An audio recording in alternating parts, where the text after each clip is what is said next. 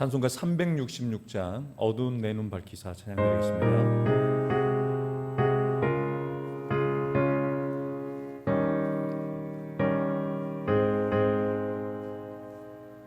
어두운 내 눈 밝히사 진리를 보게 하소서. 진리의 열쇠 내게 주사 잔빛을 찾게 하소서. 깊으신 뜻을 알고자 엎드려 기다리오니 내 눈을 뜨게 하소서.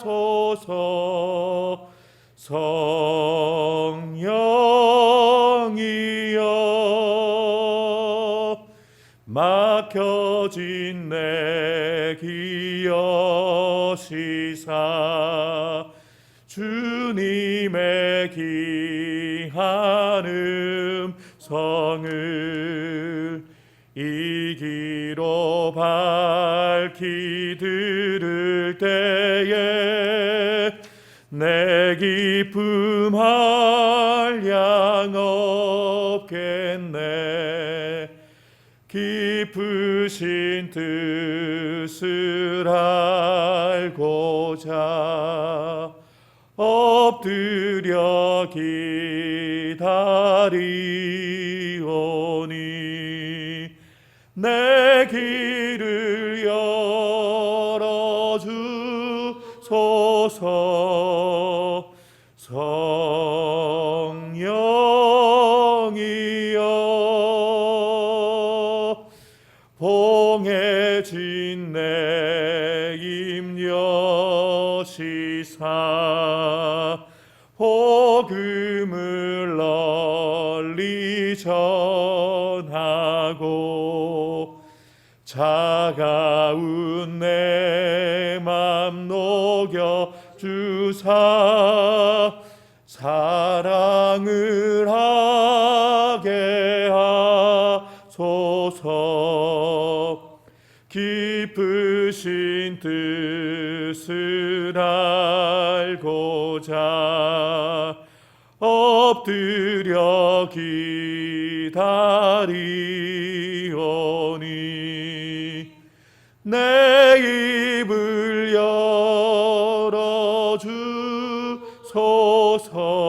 열어주소서.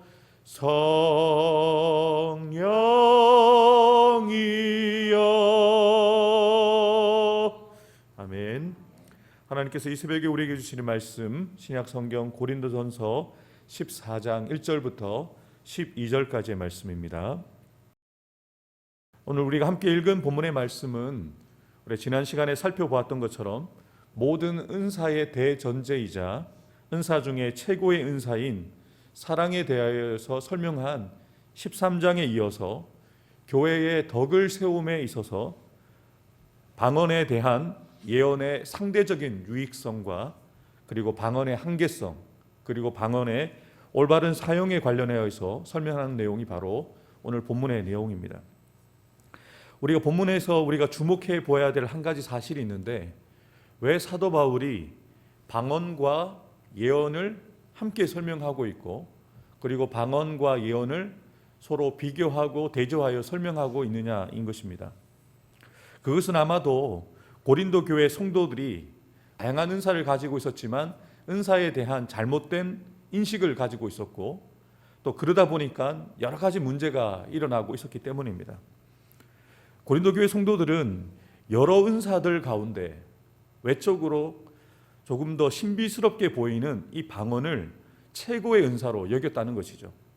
그래서 자신을 드러내기 위해서 공적 예배에서도 무분별하게 방언으로 기도하고 방언을 말함을 통해서 교회의 질서가 깨어지도록 그리고 교회의 혼란이 야기되어지는 일들이 일어난 것이죠. 더 나아가서 다른 은사를 가진 사람들을 약간 무시하고 하대하는 문제가 있었던 것이죠.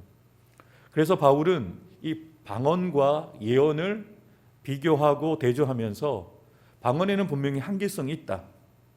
그것은 교회 전체에 유익을 끼치지 못할 수도 있다라는 것을 이야기하고 있는 것이죠. 그래서 방언보다는 더 나은 은사를 사모해라. 그 더 나은 은사가 무엇이냐면 예언입니다. 그래서 먼저 바울은 방언에 대해서 이렇게 얘기를 하죠. 방언을 말하는 자는 사람에게 하지 않고 하나님께 하는 것이다. 그러니까 사람에게 들리도록 하는 것이 아니라 하나님 앞에 자신의 하고자 하는 것, 비밀을 영으로서 말하는 것을 방언이라는 것을 분명히 바울이 알려주고 있는 것이죠.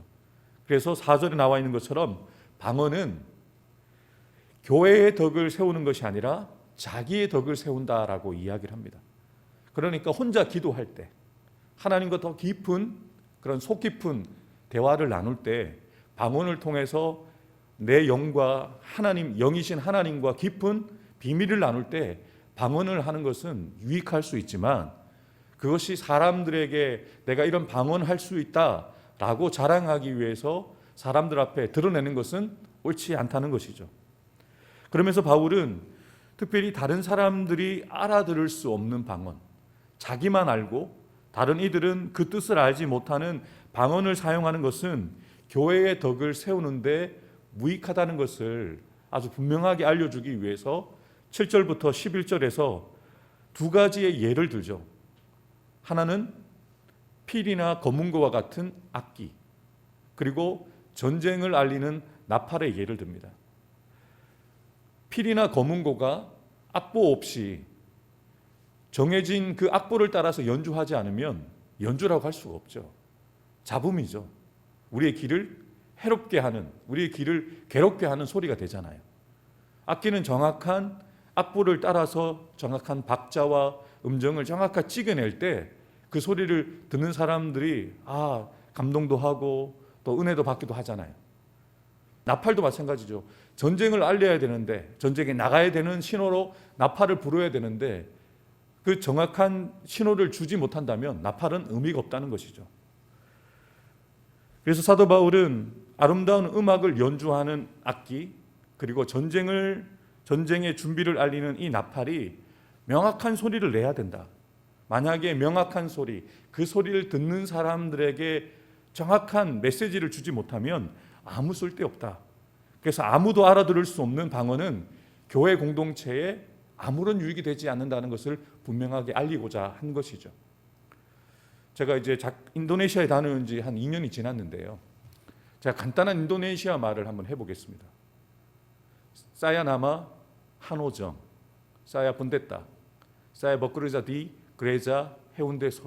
아주 간단한 말을 해드렸습니다. 내 이름은 정한호입니다. 저는 목사이고요. 저는 해운대 소정교회에서 일하고 있습니다.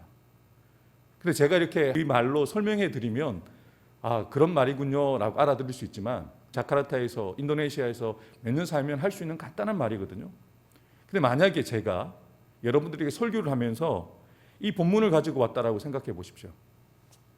전혀 모르시겠죠. 저도 이걸 암기해서 말씀을 드릴 수는 없어요. 그런데 이게 어디냐면 알키tab이라고 해서 인도네시아 성경에서 요하네스 3장 16절입니다. 요한복음 3장 16절 말씀이에요. 인도네시아는 완전히 생소하시잖아요. 단어도 어순도 발음도 전혀 이해가 되지 않으시죠. 간단한 문장을 제가 오늘 하나 알려드릴게요. 4개 단어로 되어 있는데 또한, 찐따, 안다, 반약. 어떤 의미요? 아주 간단합니다. 또한은 하나님이고요. 찐따는 사랑한다는 뜻이고 안다는 당신을, 반약은 만이라는 뜻이거든요. 이렇게 의미를 여러분들에게 설명해 드려야 목사님이 지금 읽어준 인도네시아 말이 어떤 의미구나라는 것을 알 수가 있잖아요. 한글로 설명하면 더 쉽게 받아들일 수 있잖아요. 하나님은 당신을 사랑합니다. 하나님은 나를 사랑하십니다. 또한 찐따 싸야 반약. 하나님은 나를 많이 사랑하십니다. 여러분 이렇게 알아들을 수 없는 말로 제가 계속 설교를 한다면 저는 의미를 알고 전달을 하지만 받아들이는 사람들은 알아들을 수 없기 때문에 전혀 은혜가 될 수가 없어요. 그래서 사도 바울은 아주 분명하게 얘기를 하는 거예요. 상대방이 듣는 사람이 알아들을 수 없는 방언은 교회 전체에 유익을 끼치지 못한다. 그래서 방언의 은사를 받은 사람은 방언을 하게 되어지면 그 방언을 하는 내용을 통역하는 사람을 데리고 방언을 하라는 것이죠. 그래서 사도 바울은 가능하면 교회에서 공적인 예배에서 방언을 사용하는 것을 자제해야 된다. 그리고 개인적으로 스스로가 절제할 필요가 있다라고 그것을 알려주고자 한 것이죠. 그렇다고 해서 이러한 바울의 권면이 방언의 은사가 백해무익하다는 그런 의미로 전달하고 있는 것이 아닙니다. 앞서 제가 말씀드린 것처럼 방언은 깊은 개인적인 기도 생활에서 유익이 된다는 것이죠. 그리고 그 방언을 하는 사람으로 하여금 분명한 신앙의 확신을 갖도록 하는 유익이 있기 때문에 우리 성도님들은 방언을 사모하셨으면 좋겠어요. 방언으로 기도하면 깊은 기도를 하게 되어지고 오래 기도하게 되어져요. 그런 유익이 있다는 것이죠. 그렇다면 바울이 오늘 본문 말씀을 통해서 고린도 교회 성도들에게 그리고 오늘 저와 여러분들에게 분명하게 교훈하고자 하는 내용이 무엇일까요? 사랑을 추구하며 신령한 것들을 사모하되 특별히 예언을 하려고 하라. 그러므로 너희도 영적인 것을 사모하는 자인즉 교회의 덕을 세우기 위하여 그것이 풍성하기를 구하라. 아주 분명하게 이야기를 하죠. 사랑을 추구하라. 13장에 연결되어진 부분이죠. 사랑을 추구하면서 신령한 것을 사모하라고 얘기를 하는데 그 신령한 것이 무엇이라고요? 예언입니다. 우리가 예언이라는 것을 앞으로 되어질 일에 대해서 이야기하는 것을 예언이라고도 하지만 예언은 하나님의 말씀을 받아서 하나님의 말씀을 말하는 게 예언입니다. 그래서 상대방에게 그리고 교회에게 주시는 하나님의 말씀을 나누는 것이 예언인 것이죠. 그래서 사도 바울은 알아들을 수 있는 하나님이 주신 말씀을 이야기하는 예언을 사모하라고 지금 고린도 교회 성도들에게 이야기를 하죠. 우리의 정체성에 대해서도 분명하게 얘기합니다. 우리는 육적인 것을 사모하는 자들이 아니라 영적인 것을 사모하는 자들이다. 왜냐하면 하나님은 영이시기 때문에 영이신 하나님과 우리가 통하기 위해서는 영적이어야 되잖아요. 세상적이거나 육적인 것으로는 우리가 하나님을 알 수가 없죠. 그래서 우리는 영적인 것을 사모하는 자들로 우리가 부르심을 받았는데 하나님의 뜻을 알아. 그리고 그 뜻을 말하는 자가 되어서 교회의 덕을 세우는 일에 우리가 사용되어 줄 수 있도록 예언을 구하되 풍성히 구하라고 사도 바울은 우리에게 권면하고 있습니다. 이런 방언이 다른 사람들에게 조금 신비스럽게 보일 수 있지만 뜻을 알지 못하면 그것은 호공에 외쳐지는 울리는 꽹과리 소리와 같습니다. 그러나 그 뜻을 분명하게 알려줄 수 있고 분명하게 그 뜻을 우리가 이해할 수 있으면 다른 사람을 세울 수 있고 교회의 덕을 세울 수 있다는 것을 사도 바울이 분명하게 이야기를 하고 있죠. 3절과 4절입니다. 예언하는 자는 사람에게 말하긴다. 그래서 예언을 통해서 덕을 세우고 사람에게 권면하고 위로함을 통해서 결국은 예언은 교회의 덕을 세우는 역할을 하게 되어진다라고 하고 있습니다. 우리가 방언도 사모해야 되고요.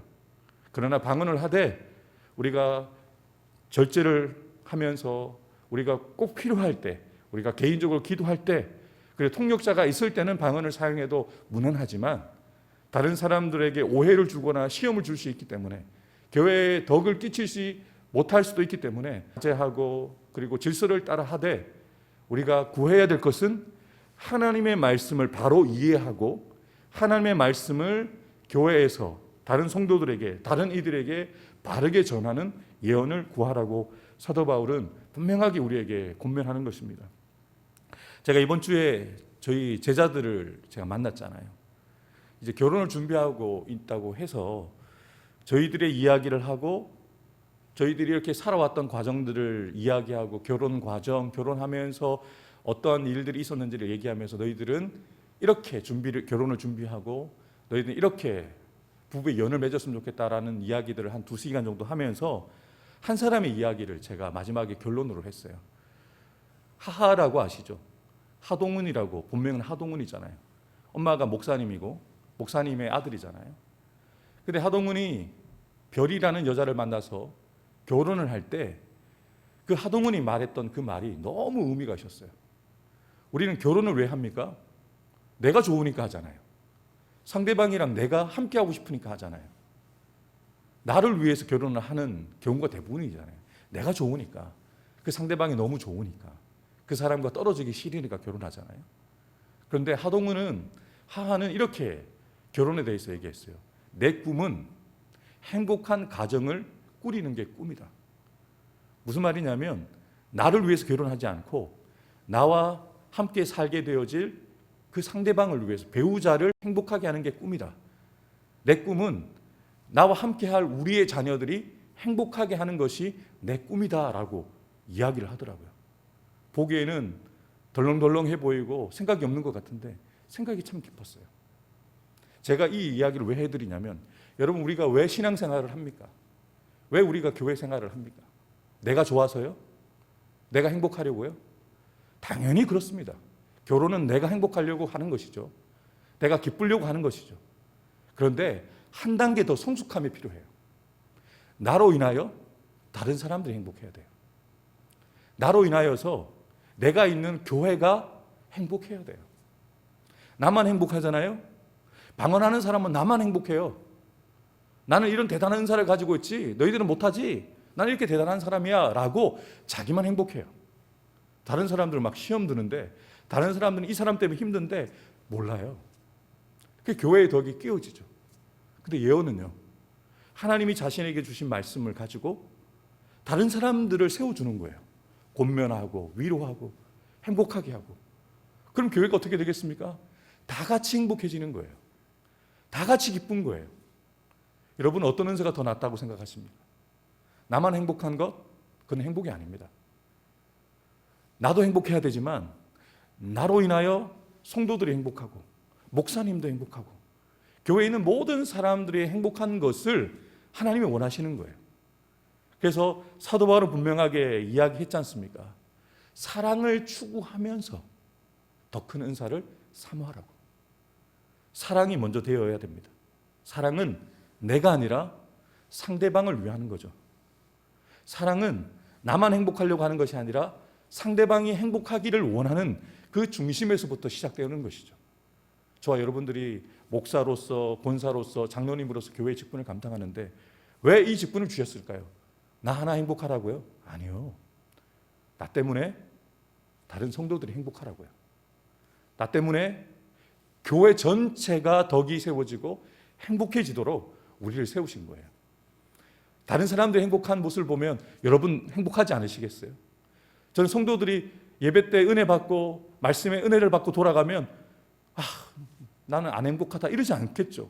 다 같이 행복할 수가 있는 거예요. 그래서 교회가 세워지는 것이죠. 오늘 이 새벽에 나온 우리 권사님과 장로님, 저를 통해서 다른 이들이 더 행복해지는 그런 신앙생활을 했으면 좋겠습니다. 다른 이들이 더 행복해질 수 있는 그런 봉사, 섬김의 삶을 살아가는 저와 여러분들 되기를 주님의 이름으로 축복합니다. 기도하겠습니다. 하나님 아버지, 우리를 사랑하셔서 우리에게 합당한 은사를 주시고 또 그 은사를 가지고 섬길 수 있는 직분을 저와 우리 성도들에게 허락해 주셨습니다. 하나님께서 우리를 사랑하셨기에 우리를 행복하게 하시도록 하나밖에 없는 아들을 우리를 위해서 포기하시고 내어주신 그 사랑을 우리가 받은 자들입니다. 하나님, 우리가 나만을 위하여 신앙생활하는 자들이 되지 않게 해주십시오. 나를 자랑하기 위해서, 내가 대단하다는 것을 다른 이들에게 알리기 위해서 알아듣지 못하는 말들로, 알아듣지 못하는 일들을 행하는 자들이 아니라 하나님께서 주신 말씀을 분명하게 나누며 전함을 통해서 다른 이들을 권면하고 위로하고 세워줌을 통해서 나로 인하여 다른 사람들을 행복하게 하고 기쁘게 하는 그 직분을 온전히 감당할 수 있는 저와 우리 모든 성도들 되게 해 주옵소서. 그래서 우리 모든 성도들이 교회의 덕을 세우는 자들이 되어서 우리 교회로 인하여 예수 믿는 것이 행복하다는 것을 깨닫는 자들이 많아지게 도와주시고, 우리 교회로 인하여서 더 많은 사람들이 구원받는 기쁨을 누리게 되어지는 우리 교회 공동체가 되게 해 주옵소서. 하나님, 오늘 특별히 3.1절을 기념하는 날입니다. 나라를 위해서 자신의 생명을 던지면서 그렇게 헌신했던 우리 선열들의 그 길들을 기억하면서 우리가 지금 이 나라 이 민족을 위해서 기도하는 일이 필요함을 깨닫고 정말 아버지 위정자를 세우는 중요한 그 대선을 앞두고 있는 이 시점에 하나님의 백성들이 내 뜻이 아닌 하나님의 뜻을 따라 하나님의 사람으로 하나님의 뜻 합당한 지도자가 세워질 수 있도록 기도하는 저희들이 될 수 있게 해 주옵소서. 우크라이나의 사태를 보면서 안타까운 마음을 갖습니다. 하나님 아버지, 저 나라 가운데 하나님께서 함께해 주셔서 더 이상 인면 피해가 없도록 다시 그 땅에 평화가 찾아올 수 있도록 하나님께서 역사해 주옵소서. 하나님, 특별히 병상 가운데 있는 우리 임상 목사님, 또 우리 김경률 집사님, 우리 현욱이에게 치유와 회복의 은혜를 더하여 주셔서 간건케 해주시고 온전하게 치유되어지고 회복되어지고 온전히 세워져서 남은 삶을 주의 영광 위에서 복음 위에서 살아갈 수 있는 우리 귀한 목사님, 집사님, 우리 현욱이가 될 수 있도록 축복하여 주옵소서. 오늘 주신 말씀 가슴에 새기고 이 말씀이 나의 삶 가운데 실제가 되기를 소망하며 나로 인하여 가정을, 교회를 온전히 하나님께서 기뻐하시는 공동체를 세워가는 일 가운데 쓰임받는 우리 모두가 되게 해 주옵소서. 우리를 그렇게 사용하여 주실 주님을 찬양하며 감사드리며 예수님의 이름으로 간절히 기도하옵나이다. 아멘. 이제는 우리 구주 예수 그리스도의 구속의 은혜와 하나님 아버지의 변함없는 사랑과 보혜사 성령님의 교통하심과 역사하여 주심이 이 새벽 주님 앞에 나와 하나님의 말씀을 들으며 사랑을 추구하며 더 큰 은사를 사모하여 다른 이들을 믿음으로 세우고 교회의 덕을 세우는 일 가운데 쓰임받기를 결단하며 나아가는 사랑하는 성도들 한 사람 한 사람 머리 위에 우리의 사랑으로 세워지게 될 우리의 공동체, 우리 가정과 우리 자녀손들, 직장과 사업터 위에 주님의 피값 주고 사신 우리 해운대 소정교회 위에 이 나라 이 민족의 세계 열방 가운데 지금부터 영원토록 함께해 주시기를 간절히 축원하옵나이다. 아멘.